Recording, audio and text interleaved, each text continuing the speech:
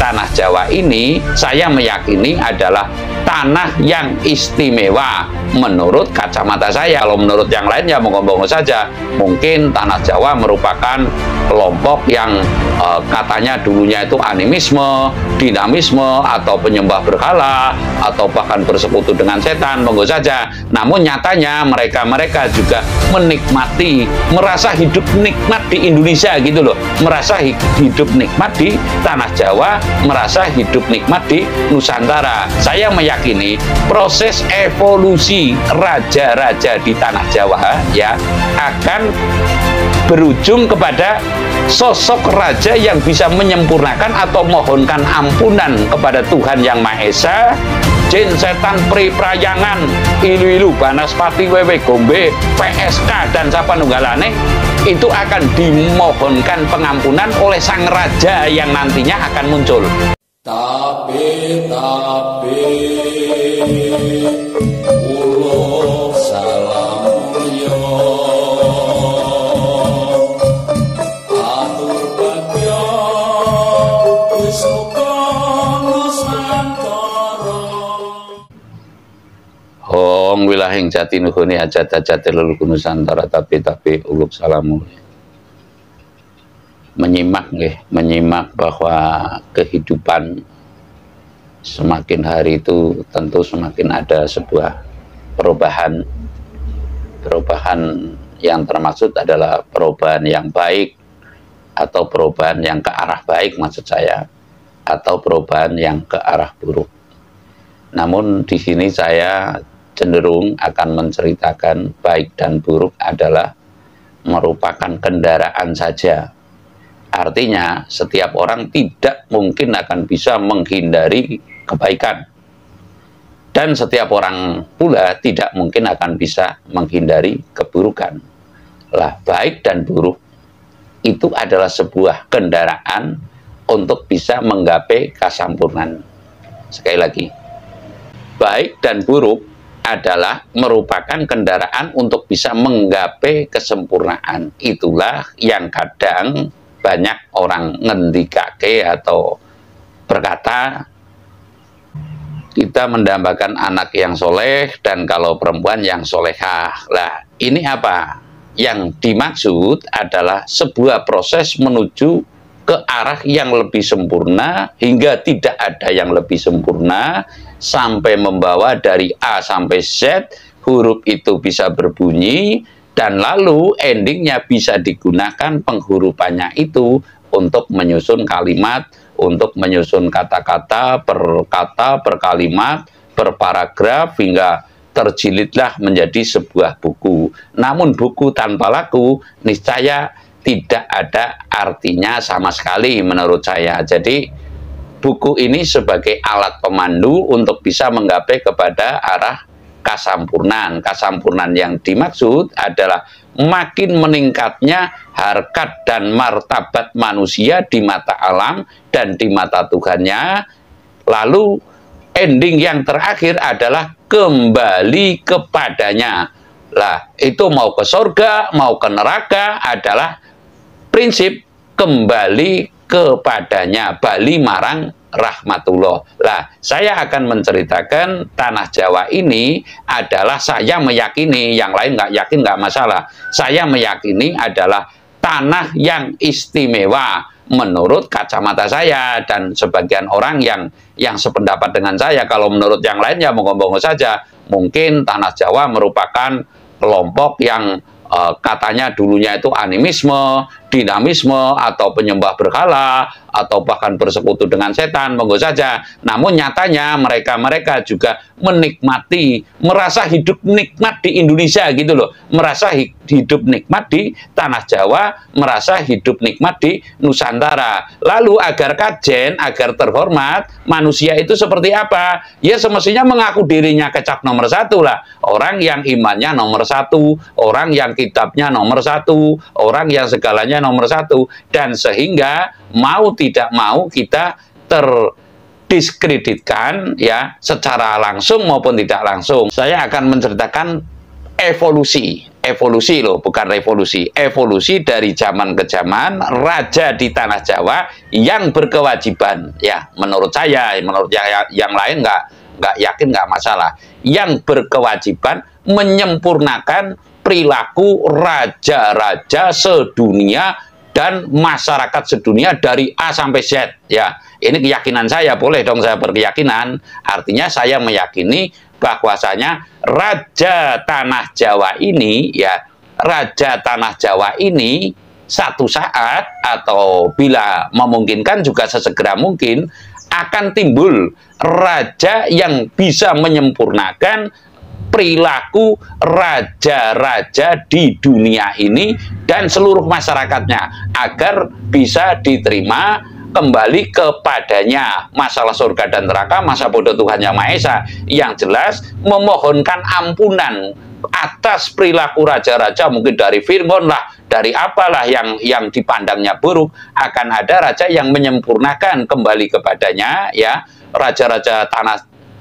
Raja-raja Nusantara ini akan menyempurnakan raja-raja di dunia yang itu penyembah berhala, yang itu penyembah setan, yang itu penyembah tongkat, batu, dan sebagainya. Menurutnya, kalau orang Jawa kan nggak pernah nih, dan nggak diperbolehkan menyudutkan orang bahwasanya itu menyembah pohon, itu menyembah batu. Nggak ada orang yang Jawa yang mengatakan demikian. Itu nggak boleh oleh leluhurnya. Secara etika dan estetika kita punya tata krama yang tinggi lah. Saya meyakini proses evolusi raja-raja di tanah Jawa, ya, akan berujung kepada sosok raja yang bisa menyempurnakan atau mohonkan ampunan kepada Tuhan Yang Maha Esa atas perilaku raja-raja yang telah kesasar atau keliru bukan salah. Kalau orang Jawa nggak boleh ngomong salah. Namun keliru dalam perilakunya, ya, sehingga nanti bisa mendapat ampunan. Dan bahkan jin setan prayangan pun akan dimintakan, akan dimohonkan, akan ditegaskan, akan mohon kejelasan kepada Tuhan untuk bisa menggapai pengampunan. Ya, sekali lagi, jin setan prayangan, ilu-ilu, banaspati, wewe, gombe, PSK, dan sapanunggalane itu akan dimohonkan pengampunan oleh sang raja yang nantinya akan muncul. Lah, evolusi ini tentunya patut kita menyimak, ya. Manusia kang duwe tujuan junjung dhuwur mendem jero kepada keluhurannya tentunya mesti menyimak langkah-langkah evolusi dari leluhurnya. Saya tidak akan ke sana, ke Saloka Negara dan sebagainya, Bibit Kawit, Tarumanegara dan sebagainya. Namun proses evolusi saya akan mengatakan dari Mataram Sanjaya, kurang lebih ini tahun 600-an, ya. Mataram Sanjaya menjadi Medang Kamolan, Mataram Sanjaya lalu menjadi Medang Kamolan, lalu menjadi Kahuripan. Lah, ini prosesnya ini masih proses kadigdayan. Lah, Kahuripan, ya, Airlangga ini lalu proses kepada Joyoboyo, Sri Aji Joyoboyo Kediri. Lah, ini sudah tidak menggunakan kadigdayan yang murni, namun kawaskitan. Artinya Sri Aji Joyoboyo ini raja yang waskita. Apa buktinya? Sri Aji Joyoboyo sebagai paniti sing Wisnu Gung Binatoro, ya, sebagai paniti sing Wisnu Gung Binatoro, raja yang waskita. Sebagai bukti, Sang Aji Joyoboyo ini nulis sebuah jangka. Kalau menurut saya Jayabaya ini bukan ramalan, namun jangka tulis sing Wisnu Gung Binatoro untuk memberikan rasa keberhati-hatian bahwa ini loh jangka yang akan tumeka ing bumi Nuswantara, ing bumi Jawa khususnya, maka anak cucu mesti hati-hati. Jadi cenderung kalau Jayabaya ini bukanlah ramalan, namun cenderung kepada nasihat keberhati-hatian yang melalui bahasa Saloka. Lah, dari kadigdayan zaman Mataram Sanjaya, zaman Kahuripan, lalu berubahlah kepada kawaskitan. Kawaskitan itu ya ngerti sadurunge winarah. Dan lalu untuk menentukan, ya, untuk menentukan bibit kawit, ya, bibit raja-raja yang awal ini tentunya melalui proses Surodiro Joyoningrat Sruh Brasto Tapaking Ulah Darmastuti. Perubahan ini terjadi pada masa Singosari, menentukan sopo kang salah mesti bakal seleh. Artinya evolusi berikutnya adalah adu kadigdayan antara Tunggul Ametung dan Ken Arok, ya, menggunakan pusaka yang Ken Arok itu memiliki pusaka Empu Gandring, ya. Empu Gandring ini merupakan sebuah keris, kelamun wis keker ojo miris.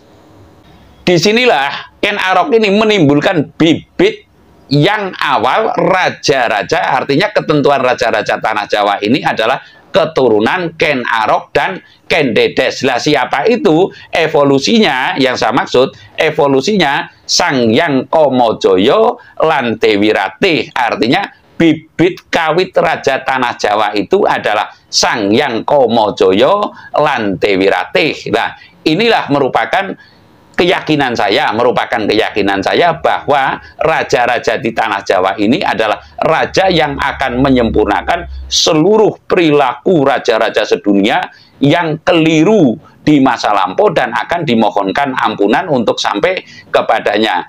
Dan lalu setelah Singosari timbullah Majapahit. Majapahit, sebagian ada yang mengatakan bahwasanya Maja dan Pahit, namun kalau menurut saya adalah kembalinya dari zaman pusaka ini, terah dari Kamajaya Dewi Ratih ketika Ken Arok dikembalikan lagi kemurniannya kepada proses ketauhidan. Menurut saya Majapahit ini kembali kepada proses ketuhanan yang Maha Esa dengan langkah-langkah Pancadharma.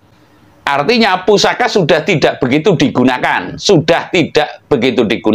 namun hanya sebagai simbolis saja karena udunya atau yang pokok pondasinya adalah keris itu, maka keris tidak ditinggalkan yang dalam artian bok sampai sekarang yang aslinya setiap kabupaten itu ada keris turunan atau Joko Pituro kalau menurut Keraton Yogyakarta. Artinya setiap kabupaten di masa Mataram ini ya tentunya ada pusaka tertentu yang legendaris yang digunakan untuk membabat atau membuka wilayah itu. Lah, setelah Majapahit kembali ke tauhid, lalu disempurnakan lagi oleh Mataram Panembahan Senopati atau Mataram Yogyakarta, di mana di situ lebih menyempurnakan ketauhidannya adalah kasampurnaning dumadi. Yang saya maksud adalah mengenali wahyu yang sejati dengan perilaku digdaya tanpa aji, sugih tanpa bondo, menang datan ngasorake, ngeluruk tanpa bolo. Lah ini konsep kepada kasampurnaan, artinya dari mulai kadigdayan sampai kepada Ken Arok itu rebutan titis, taruhlah ya, Mataram Sanjaya, lalu timbul kawaskitan oleh Sri Aji Joyoboyo, lalu timbul lagi ketauhidan oleh Majapahit, oleh Raden Wijaya dan Arya Wiraraja, dan lalu setelah Majapahit timbul kembali Panembahan Senopati yang didukung oleh Ki Juru Martani, Ki Panjawi, dan Ki Ageng Giring. Ya, saya maksudkan bahwasanya evolusi ini adalah mencari langkah-langkah yang lebih sempurna dari yang telah sempurna sampai dengan nanti menumbuhkan evolusi ini yang saya maksud menumbuhkan raja yang bisa memohonkan ampunan raja-raja sedunia ini untuk bisa kembali kepada Tuhan Yang Maha Esa. Sekali lagi, saya meyakini, saya yang yakin, yang lain nggak yakin, nggak masalah. Dan ini juga bukan sebuah doktrin ya. Ini bukan sebuah doktrin, namun saya ngudari rasa. Jadi raja di tanah Jawa adalah teramanat untuk memohonkan ampunan agar seluruh makhluk bisa kembali kepada Tuhan Yang Maha Esa tanpa terkecuali yang salah, yang benar, dan sebagainya. Salah benar ini merupakan kendaraan untuk menggapai kepada kesampurnaan. Lalu setelah Panembahan Senopati ya, yang saya maksud kasampurnanya itu adalah kasampurnaan wahyu digdaya tanpa aji, sugih tanpa bondo, menang datan ngasorake, ngeluruk tanpa bolo. Dan yang selanjutnya nanti adalah permohonan proses evolusinya yang saya maksud. Dan yang selanjutnya nanti proses evolusinya yang saya maksud adalah raja yang bisa memohonkan ampunan seluruh raja-raja dan umat seluruhnya di muka bumi baik umat yang fisik yang kelihatan sesama manusia maupun jin, setan, peri, prayangan termasuk para binatang. Itulah nanti proses evolusi yang paling sempurna akan timbul di tanah Jawa melalui raja pilihan Tuhan Yang Maha Esa seluruh segala alam yang didukung oleh sukma-sukma sejagat raya untuk bisa menyempurnakannya seluruh makhluk di muka bumi. Saya rasa demikian. Terima kasih.